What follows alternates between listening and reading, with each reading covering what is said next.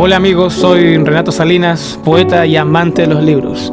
En Con Colores Poéticos entrevistaré a mis amigos, los sabios de la tribu, los grandes poetas chilenos. Hola amigos, bienvenidos a Con Colores Poéticos. Hoy en la casa del gran poeta Premio Nacional Manuel Silva Acevedo, una de las voces más auténticas y originales de la generación del 60, la cual no puede confundirse con ninguna de las otras voces poéticas de la época. Con ustedes les dejo esta interesante entrevista al maestro Manuel Silva Acevedo. Hay un lobo en mi entraña que pugna por nacer.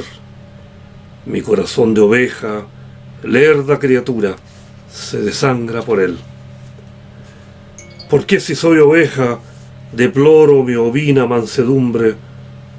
¿Por qué maldigo mi pacífica cabeza vuelta hacia el sol? ¿Por qué deseo ahogarme en la sangre de mis brutas hermanas apacentadas?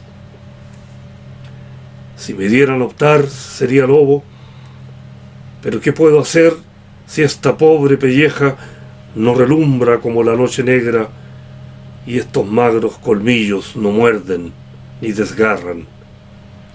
Si me dieran a optar, sabría acometer como acometo ahora esta mísera alfalfa famélica ovejuna. Si me dieran a optar, los bosques silenciosos serían mi guarida y mi aullido ominoso haría temblar a los rebaños. Pero ¿qué hacer con mis albos vellones? ¿Cómo transfigurar mi condición ovina? Lobo a penalidad, lobo y a ciegas, lobo a fatalidad, lobo a porfía, lobo de natural, lobo de ovejas, pastor a dentelladas, aullador de estrellas. Pasa el rebaño en fila funeraria y atraviesa el pueblo con su fuente. Pasa el rebaño y pasa en seguimiento de la oveja mayor, la más borrega. Pasa el rebaño en procesión sombría y tras la huella los lobos cancerberos van dejando un reguero de saliva, un rastro de sangre y poluciones. Pasa el rebaño y pasa por el puente, pasan los vagabundos y los trenes, pasa la loba amarga con sus tetas, pasa el rebaño y pasa lentamente, pasa la loba vieja, la más vieja, pasa la oveja negra a guarecerse, pasa la noche eterna, nunca aclara, pasa el rebaño y bala hasta perderse. Gracias, don Manuel, por recibirnos en su hogar. Es un honor para Con Colores Poéticos estar hoy en día con un Premio Nacional de Literatura y que nos reciba en su estudio, en lo más íntimo del lugar de su templo de trabajo. Mi primera pregunta, un poemario fundamental de la generación, digamos, del 60, Lobos y Ovejas. Mi duda es, ¿tiene su poesía esa idea como un trato con lo premonitorio, con los vaticinios? Porque a poco andar del golpe de Estado, usted ya estaba escribiendo un poemario que estaba reflejando una situación que partió en dos a Chile. Bueno, esa es una posible lectura, digamos, de Lobos y Ovejas, como un texto premonitorio de la violencia, la maldad, la crueldad que se iba a desatar en Chile, en que habría víctimas y victimarios. Es una lectura posible, pero también hay otras lecturas posibles, por ejemplo la que señaló el mismo Skármeta en un artículo, en que en esta oveja hay un deseo de transfigurarse, ¿no? Hay un propósito que lo emparenta incluso con la poesía mística. Digamos que la oveja, en este caso diría como Santa Teresa, que muero porque no muero, ¿no? Claro. Bueno, son distintas visiones. Yo creo que brotó de mí esta dicotomía, digamos, ¿no?, de lobo y cordero, en un momento en que yo mismo estaba sumido en el dolor de una situación personal aflictiva. De ahí brotó, y brotó de una sentada, como lo dije alguna vez. Claro. un poema que no se escribió en varias sesiones, sino que se escribió en una sola sesión, de un suácate, como diríamos, ¿no? Y prácticamente no hubo correcciones posteriores. Yo me di cuenta que había escrito algo que tenía alguna trascendencia, porque enseguida fui a la casa de un amigo mío, de mi amigo histórico de toda la vida, y le dije, mira, acabo de escribir este poema y me parece que aquí hay algo de valor. Y a él le pareció lo mismo, digamos, ¿no? Esa fue un poco la historia de este poema. La historia, claro. y ya con el golpe de Estado, usted tenía razones de sobra para partir al exilio. Usted había sido del MIR, había sido allendista, usted de muy niño había desfilado en las primeras manifestaciones que proclamaban al doctor Allende. Así es. Pero usted se quedó acá en Chile. Me quedé en Chile porque no tuve mucha suerte, digamos. Yo no fui perseguido. Solamente una vez viví un tiempo en el Cajón del Maipo, y en mi ausencia, cuando volví, una señora que atendía mis necesidades, digamos, domésticas, me dijo, vinieron unos amigos suyos. ¿Qué amigos? Le dije. Sí, y revolvieron todo. Wow. Ya, dije, pero ninguna otra molestia, aparte de eso. Ahora, fui muy amigo de Augusto Carmona, a quien le dediqué también un texto, un poema, que fue dirigente del MIR, que fue asesinado el año 77. Bueno, el pelado, como le decíamos, venía a mi casa con frecuencia, venía con distintos atuendos, con el pelo ensortijado, colorín, qué sé yo. Y venía, y era su momento de relajo, comíamos una carnecita con unos vinitos, y después yo lo iba a dejar a donde él me dijera. Claro. Entonces, yo te digo, tuve una suerte enorme de que no fui perseguido, ni torturado, ni encarcelado, nada de eso. ¿Pudo trabajar en el mundo de la publicidad? Pude trabajar inmediatamente, o sea, porque yo trabajaba en Quimantú. Bueno, obviamente que eso se acabó junto con el golpe, y pasé a trabajar en una agencia de publicidad privada, digamos, particular, cuyo dueño fue muy generoso conmigo, se portó muy bien conmigo. Incluso me tocó redactar un aviso para un desodorante. ¿Ya? Y entonces la promesa básica que yo usé en el aviso, el titular decía 24 horas de libertad total para actuar. Sí, lo recuerdo. Y llegó la DINA a la agencia, sosteniendo que ese era un llamado a la insurrección. Menos mal que, como te digo, mi jefe, les dijo, él había estado en la escuela militar. Claro. Entonces les dijo, ustedes están locos, andan viendo las monjas con tongo. Esto es un aviso publicitario, esta es la promesa del producto, o sea, no tiene nada que ver con lo que ustedes creen. Así que, por favor, y lo echó. Y después me dijo, ¿de verdad no quisiste decir otra cosa? Claro. Y no, de verdad me salió del inconsciente, a lo mejor, pero no. Bueno, ese tipo de cosas pasaron. ¿Usted compartió escritorio durante ese periodo con don Eduardo Anguita? Con Eduardo Anguita, sí, pero eso fue antes del 73. Antes del 73, correcto. Él también trabajaba en publicidad. Claro, hasta el 70 trabajé en publicidad, y trabajé con Anguita, yo te diría que el año 68 y 69. Hicimos muy buenas amigas. Anguita fue muy generosa conmigo.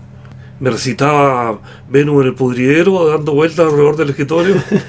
Pero era chiquitito, entonces cabía en espacios reducidos. Y imagínate el privilegio de escuchar. Bueno. O de repente le bajaban la hipocondría y decían, Manuel, me estoy muriendo, llévame a la Católica, llévame al hospital de la Católica. Partía yo con un taxi con él. Ahí lo atendía Ramón Ortúzar Escobar, que era el cardiólogo de moda en ese tiempo, amigo de él. Lo atendía y después me llevaba aparte y me decía, no lo traiga más. Es un enfermo imaginario. Don Manuel, usted alguna vez dijo en algún medio que los padres adoptivos de la generación del 50, don Miguel Arteche, Enrique Lina, Alberto Rubio, Telier, habían construido parte de su poética. Hoy ya, cuando todos ellos ya han partido, ¿qué recuerdos tiene de ellos? ¿Los oníricos? ¿Los recuerda? ¿O ya los ve en sueños? ¿Conversa con ellos? ¿O ya es un recuerdo solamente que quedó? Bueno, con Lynn tengo un diálogo permanente, diría yo, claro. sí.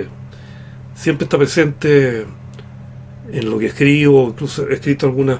El otro día me tocó estar en la presentación de un Atlas Lynn del artista Mario Lagos, Claro. en la Fundación Neruda. Y ahí leí un texto que yo escribí sobre Enrique Lin. Atelier también fue muy cercano. Atelier me abrió las puertas de la revista Orfeo, que él codirigía con un colombiano, con Jorge Vélez. Y también me abrió las páginas del boletín de la Universidad de Chile, donde trabajaba Jorge. Ahí lo conocí. Después, en una oportunidad,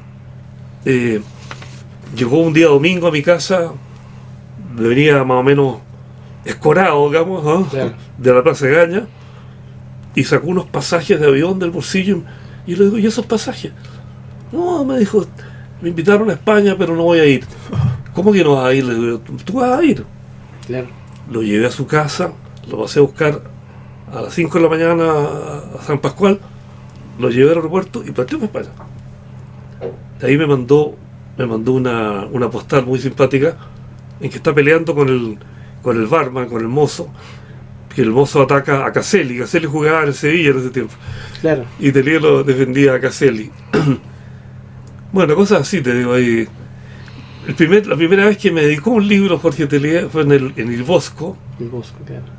Me dedicó, ¿cómo se llama el libro? Crónica del Forastero.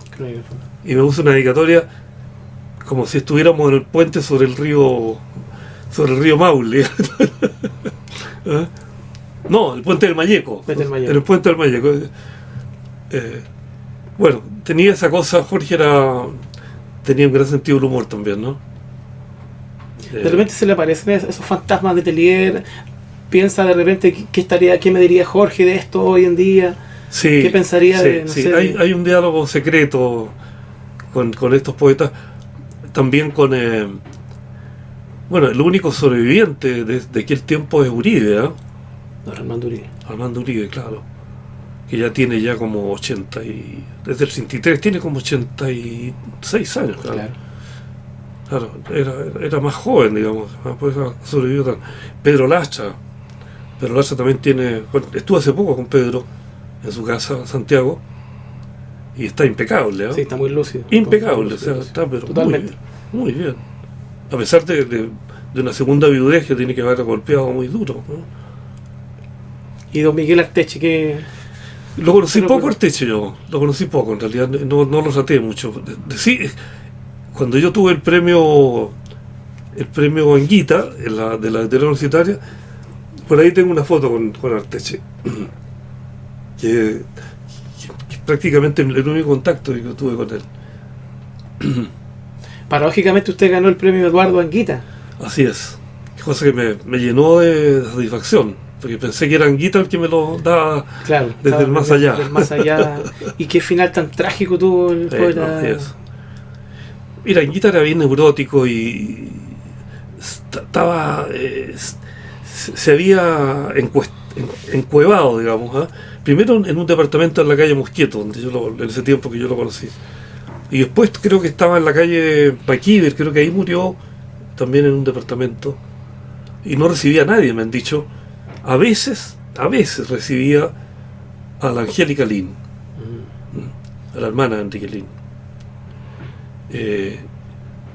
Como te digo, se fue encerrando. Y la forma en que murió, tan quemado. Claro. Bueno, parece que tuvo un síncope y cayó sobre la estufa, ¿no? Claro. Y paradójicamente la hija, creo que en la India también murió No sabía eso. Claro. Yo recuerdo el titular de La Cuarta que decía: murió quemado poeta inmortal. Claro. La Cuarta, que por lo general durante esa época tenía unos titulares bien crónica roja. Y estaba en la posta central, o sea, ahí se enteró la gente que había muerto Anguita, ¿no? Es increíble. Cristian Barken tiene muchos recuerdos de Anguita, porque lo conoció siendo él un niño, y incluso yo le regalé, porque Anguita me regaló una revista, el número 1 que fue el único número de la revista David que publicó en Quita, y me lo regaló. Y yo se lo regalé a Cristian Barchen, porque a mí se me va a destruir, le dije, ya con el tiempo y las mudanzas se van destruyendo las cosas, claro. Y se los di para que lo observara. El gran filósofo Jean-Paul Sartre decía: la poesía es un lugar donde hay mayor libertad para utilizar la palabra. Así es.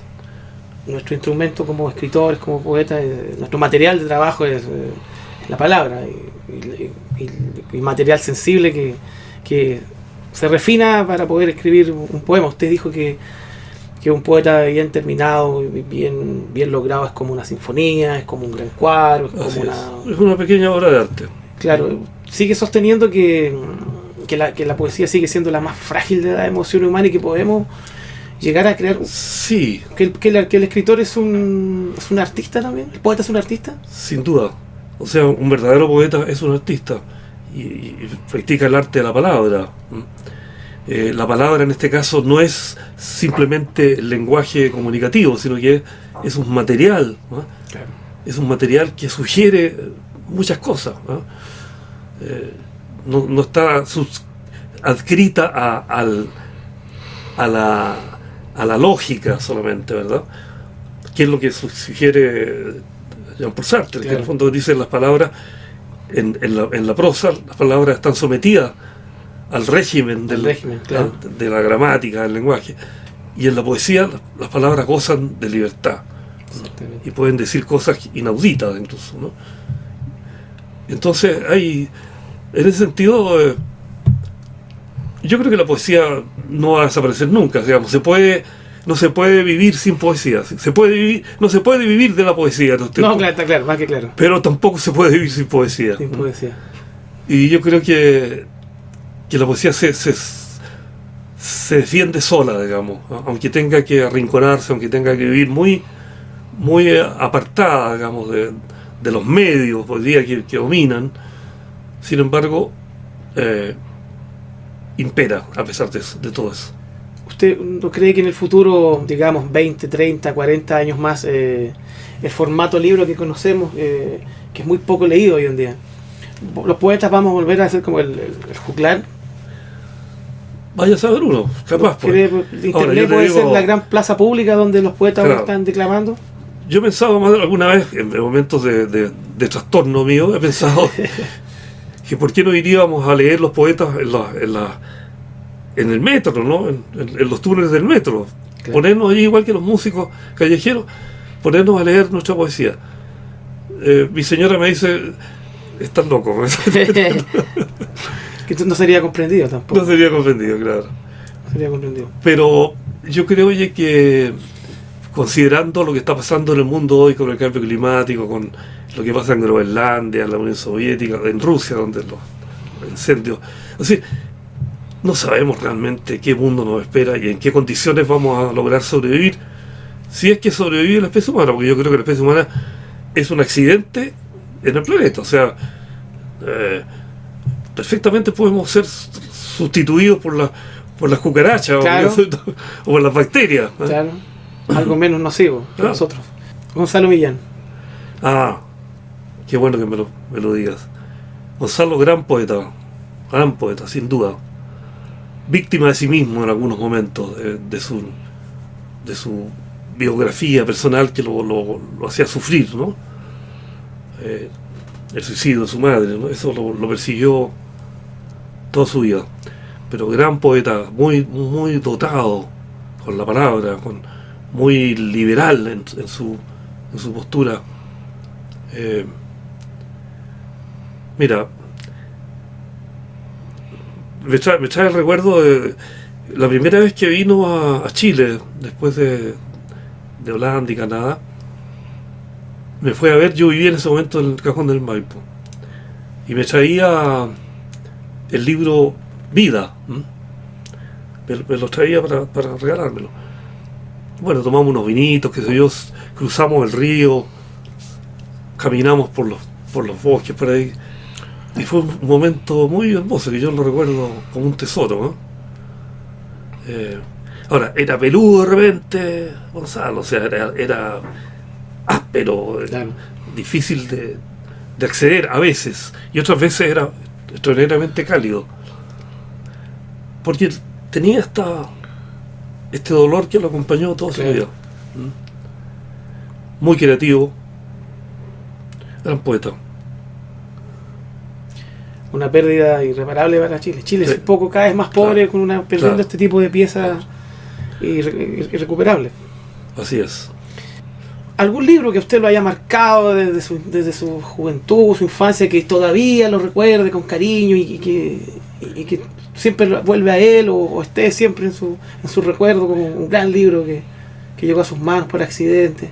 Residencia en la Tierra, Residencia en la Tierra fue el primer libro que me conmovió. Me movió el piso, digamos. Yo era adolescente. También La pieza oscura de Lin.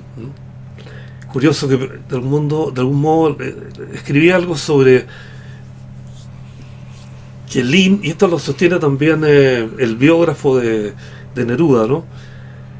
Que Lin es un poco el heredero de la Residencia en la Tierra, y sus residencias son después en Nueva York, claro, en París, son sus residencias también. Claro. A pesar de que Enrique era muy anti-nerudiano, tenía como una fobia así con Neruda. Y yo creo que también era una manera de conquistar un espacio propio. Había que alejarse, ¿no?, de esta influencia, como lo hizo Parra. Parra lo hizo de una manera... Se desmarcó, pero completamente, ¿no? Y se desmarcó de los metaforones, como le llamaba Parra a las metáforas. Pero Neruda, en Residencia en la Tierra, todavía es un poeta químicamente puro. Después hace concesiones, se engolosina un poco con el lenguaje, con esa facilidad que tenía extraordinaria. Pero en Residencia es un momento en que él está hundido en un lugar remoto, donde no conoce a nadie, donde el único refugio que le queda es su propia lengua. Claro. Entonces, ese Neruda para mí es el más grande, ¿no? El más grande, claro. Sí. Pero estos libros clásicos, estos grandes, Moby Dick, La Isla del Tesoro, ¿recuerda alguno de esos? Viaje al Centro de la Tierra. ¿Viaje al Centro de la Tierra? Claro, porque ese fue el libro que me regaló mi abuelo. ¿Ya? ¿En algún momento de esas lecturas usted dijo, yo también quiero escribir? ¿Me gustaría escribir? ¿Por esas lecturas o usted empezó a escribir ya no por la influencia de esos? Yo empecé a escribir en la adolescencia, y como todo adolescente, por las penas de amor, ¿no? Claro. Por las conquistas imposibles y qué sé yo. Pero Viaje al Centro de la Tierra, que me lo regaló mi abuelo cuando yo era un niño todavía, tendría 8 años, 7 años haber tenido, porque mi abuelo murió en esa época y fui muy compinche con él. Y de algún modo yo pienso que yo he estado practicando el resto de mi vida ese viaje al centro de mí mismo, claro, ¿no? Y creo que mi poesía es eso, es un viaje al centro de mí mismo. Pues tal vez por eso mi poesía no es contingente, digamos, no se hace eco mucho de los temas que están en la palestra. Claro. Y tampoco me gustaría, decía, abomino de la demagogia en poesía, abomino de la demagogia en poesía, de las falsas posturas, de los discursos, que corresponden a lo que hay que decir en ese momento. Claro. No, definitivamente no. Definitivamente no. Veo que tiene una gran colección de fotos de distintas etapas de su vida. Así es. Borges, está al lado de Borges. Sí, al lado de Borges en Buenos Aires. Buenos Aires, claro. Bueno, es un Borges de cera, ¿eh? Claro. Es un café donde está la pero la literatura de Borges los marcó a usted en algo, solamente fue un disfrute. Sí, El hombre de la esquina rosada particularmente. Después Borges es muy barroco también, ¿no? Y muy demasiado inteligente. De repente su inteligencia desborda su creatividad, aunque parezca una contradicción, ¿no? Demasiado culto también. Demasiado culto. ¿No? Yo creo que el poeta necesita ser un poquito inculto en algunas áreas, o si no se puede convertir en una especie de mono sabio, ¿no?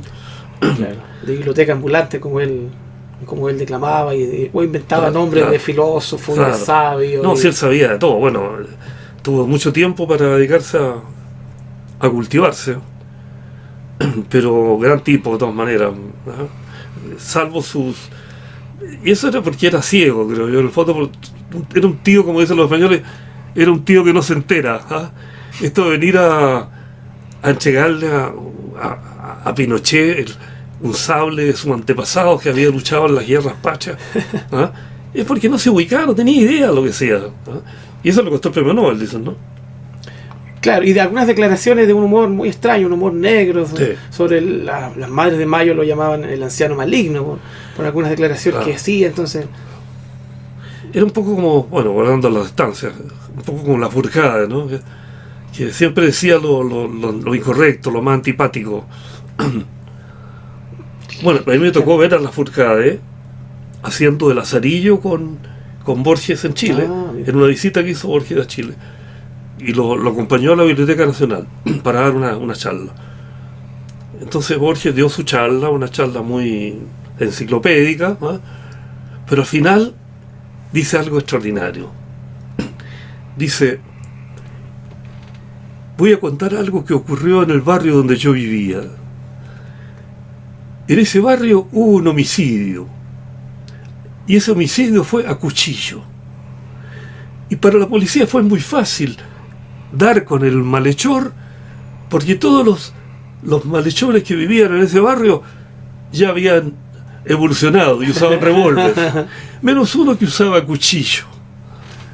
Y entonces remató con esta frase genial: dijo, este es el riesgo del excesivo apego a la tradición. Muy bueno. Fantástico, que se pegó un autogolpe, ¿no? Claro, El excesivo apego a la tradición. que ya tenía frases para el bronce, como esa que dice el gaucho bajó del caballo y ahora ahora baila tango. El gaucho se bajó del caballo, ahora es un compadrito que baila tango. Bueno, a él le cargaba el tango, a él le gustaba la milonga, le gustaban los compadritos, los tipos de avería. El tango lo encontraba que era una cosa de ciútica o melindrosa, Claro. No le gustaba Gardel, por ejemplo. Entonces él iba a contratiempo de su época. ¿Usted cree que puede ser una conexión entre los ciegos en la literatura, en el caso de Borges, Milton, Homero o otros? Porque hoy en día se ha llegado a pensar de que Homero no existió, que Shakespeare no existió, y Borges decía que quizás en 500 años más digan que yo tampoco existí. Me gusta esa hipótesis. Esa hipótesis, Al final creo que ninguno de nosotros existió. Claro. Nadie existió. Nadie existe. Vivimos en una Matrix donde todo Somos todo un invento de la fantasía. De una fantasía, de nuestra propia conciencia, o de nuestra Claro. conciencia, uno se inventa cosas. Así como los sueños, soñamos cosas inverosímiles, ¿verdad? Claro. ¿Por qué no? A lo mejor esto es un sueño también, ¿no? Un sueño colectivo. Sueño colectivo. ¿Usted cree, tiene alguna creencia en Dios? ¿Cree en Dios? ¿Habla con Dios? ¿Le pide cosas? ¿Usted no está alejado de Dios? Mira, yo de niño recibí el catecismo y ahí sentí una fuerte inclinación hacia el Maestro Jesús.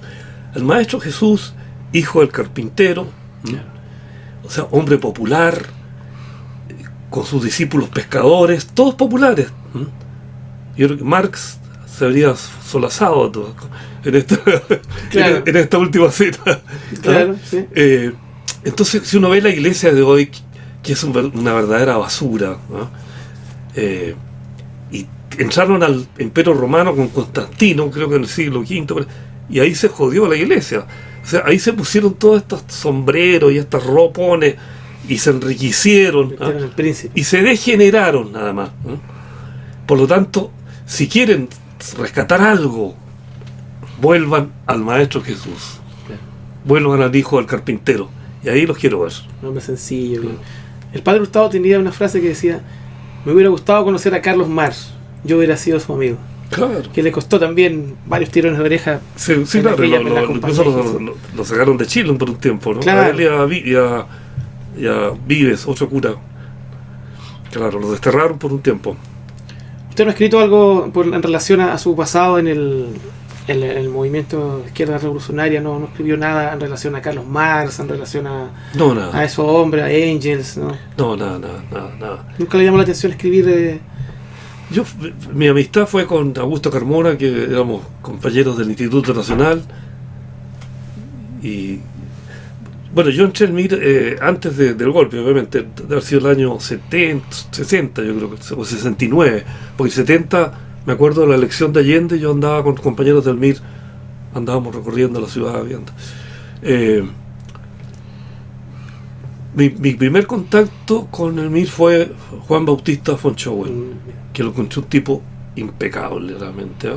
Un señor, tipo impecable. O sea, yo creo que esa generación que se produjo ahí en Concepción son notables, ¿no? Miguel Enrique, von Schoen, bueno, se me acaban otros nombres, pero el mismo Luciano Cruz, era gente muy especial, una generación dorada, ¿no? Como se habla del fútbol ahora, yo creo que es dorada. Y bueno, fueron devorados por su tiempo también, ¿no? Claro. Muy enamorados de Fidel Castro, ellos eran fans de Castro. Claro. Sí, muy enamorados fans de Fidel, de la lucha armada, del romanticismo armado. Así es. Yo recuerdo, fíjate, que años después, en la Biblioteca Nacional, me encontré con don Edgardo Enríquez, que venía caminando por un pasillo. Lo vi y sin pensarlo dos veces me surgió darle un abrazo, ¿no? Y lo abracé. Y él me abrazó, no dijimos nada. Yo lo abracé por sus hijos, ¿no? Y por él mismo, claro. ¿Ya? Porque realmente él entregó a sus hijos a la revolución con una generosidad muy grande, porque yo jamás lo escuché renegar de eso. Apechugó con esa tremenda pérdida. Claro, irreparable. Y Edgardo, creo que el hijo, el hermano de Miguel, murió en Argentina, creo que la AAA lo justició. Claro. No, y Miguel era un enfrentamiento. Claro, bueno, sí. El mismo día que Manuel Contreras, que una hija de Manuel Contreras se casaba y todo eso. Claro, exactamente. Hombres que apostaron a la lucha armada. Yo, perdón, quiero agregar una última cosa, que en el fondo, digo, qué bueno que haya un programa como el de ustedes, porque creo que somos una generación que va caminando ya hacia la desaparición, y podemos entregar muchas cosas de nuestra memoria, ¿no? Que ojalá no se pierdan. Exactamente, esa es la idea. Rescatar la memoria de los ancianos de la tribu. Exactamente. Gracias, don Manuel, un honor que nos haya recibido en su casa, para mí y para nuestro equipo de Con Colores Poéticos, y larga vida al poeta.